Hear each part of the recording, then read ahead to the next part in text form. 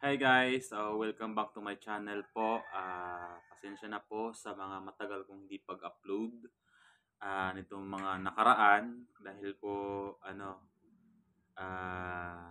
sobrang busy po tapos halos wala na rin po halos akong mai-vlog dahil po yung amin pong pinagtataniman ay halos palaging lugi. At kasunod nun, parang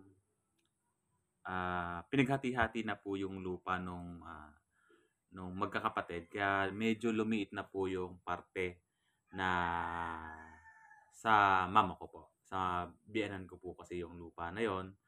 Yung pong kasing magkakapatid, naghati-hati na kaya naman lumiit na po yung space ng pagtataniman. Kaya nalulungkot po ako na medyo hindi na makapag-vlog ng maayos. Kasi nga po, yun, halos dun lang po yung pinagkukunan ko ng pagba-vlog, yung farming. So, ngayon po, nakikiusap po ako sana kahit papaano po ay magustuhan pa rin po ninyo yung aking iba-vlog. So, mag-iiba na po ng content. Yun po yung nakaplano kasi po wala na rin naman po akong ah, iba-vlog na farming. Siguro po may pailan-ilan.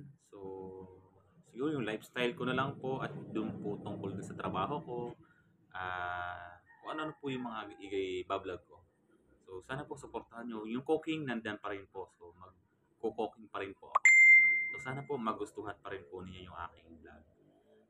Nandito po ako para magpaalam po sa inyo. Paumanhin po sa matagal ko pong hindi pag-upload sa aking YouTube channel. At sana po ay magustuhan pa rin po ninyo yung mga susunod ko po na i-upload.